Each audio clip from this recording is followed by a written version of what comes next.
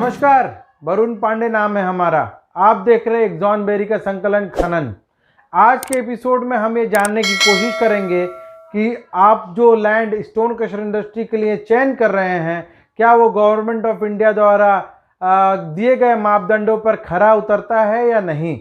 अगर मैं इंग्लिश में या फिर थोड़ा मिला के बात करूं तो आज हम ये डिसाइड कर लेंगे कि हम जो लैंड ले रहे हैं वो एनओसी में ग्रांट हो पाएगा या नहीं ग्रांट हो पाएगा, या फिर एनओसी के लिए वो लैंड आपको सारे के सारे मापदंड जो है उसको क्रॉस करेगा कि नहीं, उस मापदंड के ऊपर खरा उतर रहा है या नहीं उतर रहा है। तो आइए देखते हैं सारे पॉइंट्स को और उसको डिस्कस करते हैं कि ये क्या क्या मापदंड है। नंबर 1, सबसे पहले तो गवर्नमेंट ऑफ इंडिया जो है ये डिसाइड करके रखी है कि कोई भी क्रशर प्लांट मेट्रोपॉलिटन सिटी या फिर जहाँ पे लोगों का घनत्व ज़्यादा है या फिर कोई बड़ा नगर है, जैसे बॉम्बे, दिल्ली या फिर गुड़गांव की बात करें या फिर नोएडा की बात करें या बेंगलोर की बात करें, तो इन सिटीज़ से इसका दूरी होना चाहिए। कितना दूर होना चाहिए? लगभग ये 1 किलोमीटर की दूरी पे होनी चाहिए। ये मिनिमम क्राइटेरिया है। हर स्टेट वाइज, हर कंडीशन वाइज ये मॉडिफाई होता रहता है कि हो सकता है कि आपके क्रशर से ज़्यादा पॉल्यूशन होने लगेगा, तो रनिंग कंडीशन में भी उसको वो लोग चेंज कर सकते हैं नॉर्म्स को, या फिर कोई ऑब्जेक्शन अगर आता है आपके क्रशर में पॉल्यूशन से रिलेटेड तो उसके ऊपर भी ऑब्जेक्शन आ सकता है। तो नंबर 1 हमें ये डिसाइड करना है कि आपका जो लैंड है वो मेट्रोपॉलिटन या फिर आबादी से दूर हो। नंबर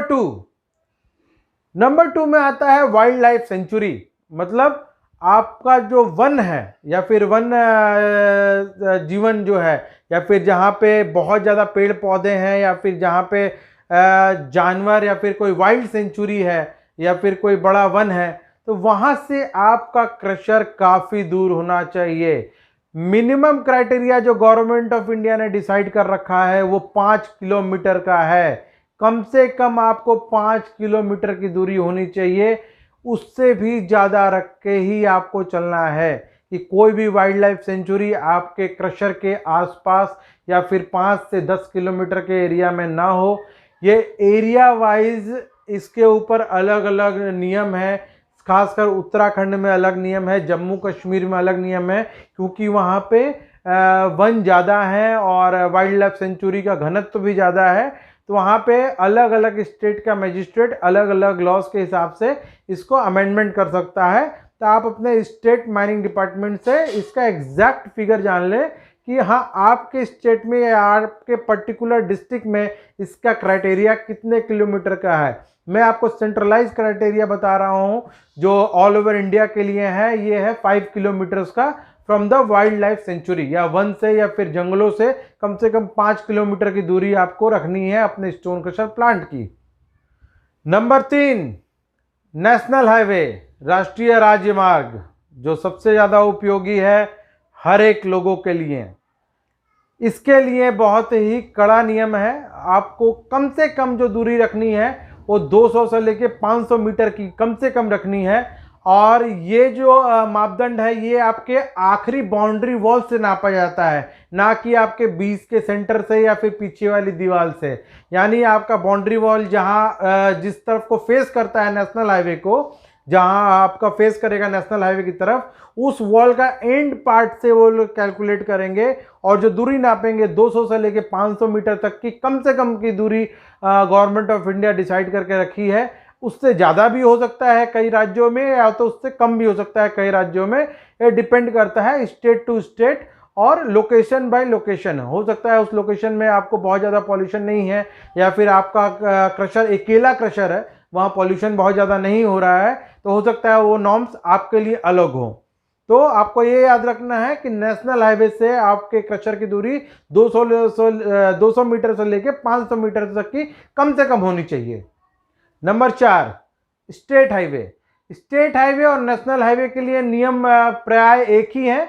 आपको सेम वही दूरी बरकरार रखनी है, 200 मीटर से लेके 500 मीटर तक की। और स्टेट वाइज इसको आप लोग अमेंडमेंट या फिर चेंज करवा सकते हैं आपके माननीय अधिकारी या फिर डिस्ट्रिक्ट मजिस्ट्रेट, जो आपको फाइनल अथॉरिटी देता है आपको क्रशर प्लांट लगाने के लिए।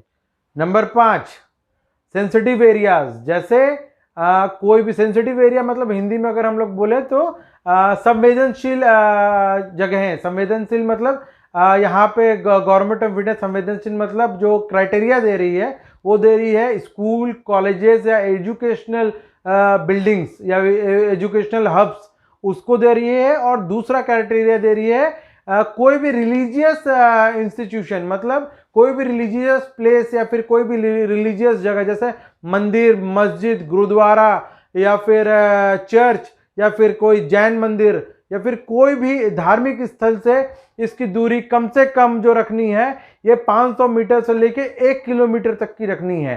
तो ये याद रखें कि आपको किसी भी स्कूल, कॉलेज, गुरुद्वारा, मंदिर, मस्जिद, चर्च, गिरजाघर या किसी भी संवेदनशील जगहों पे आपको ये क्रशर प्लांट प्लानिंग नहीं करनी है। नंबर 6, अब आता है हमारे भारतीय रेलवे का नाम। रेलवे लाइन से इसकी दूरी कम से कम 500 से लेके 1 किलोमीटर तक की होनी चाहिए। कई जगहों पे ये 200 मीटर का भी इसको क्राइटेरिया दिया गया है। तो कम से कम आपको दूरी रखनी है रेलवे लाइन या फिर रेलवे स्टेशन नहीं बोलूँगा मैं, रेलवे लाइन से जो इसकी दूरी रखनी है इसको कम से कम आपको रखना है 200 से लेके 1 किलोमीटर के बीच में। इससे कम की दूरी में आपका लैंड रिजेक्ट हो जाएगा गवर्नमेंट ऑफ इंडिया द्वारा। नंबर 7, नदियों से दूर रहिए। नदी या फिर कोई बड़ा लेक या फिर कोई बड़ा पानी का अगर कोई भाग है आपके पास या फिर कोई बड़ा तालाब है जो बहुत उपयोगी है वहाँ के लोगों के लिए, या फिर उसका एक बड़ा पार्ट है जो वहाँ के लैंड के लिए या फिर वहाँ के आसपास के प्रकृति के लिए बहुत आवश्यक है, तो आपको क्रशर लगाने की अनुमति हो सकता है ना मिले। आपको कम से कम जो दूरी रखनी है नदियों से वो रखनी है 200 मीटर से लेके 500 मीटर तक या फिर 1 किलोमीटर तक। तो कोशिश करें ज़्यादा से ज़्यादा दूरी आप बरकरार रखें नदियों से, झीलों से, या फिर कोई बड़ा अगर जलप्रपात है या फिर कोई झरना है तो उससे दूरी बरकरार रखें अपने क्रशर प्लांट के प्लानिंग वाले लैंड से। Number 8, historical place. आपके क्रशर प्लांट के आसपास कोई भी ऐतिहासिक इमारत नहीं होनी चाहिए। उसकी कम से कम जो दूरी है वो 1 किलोमीटर से लेके 5 किलोमीटर होनी चाहिए, नहीं तो आपका लैंड जो है वो नहीं अप्रूव्ड होगा।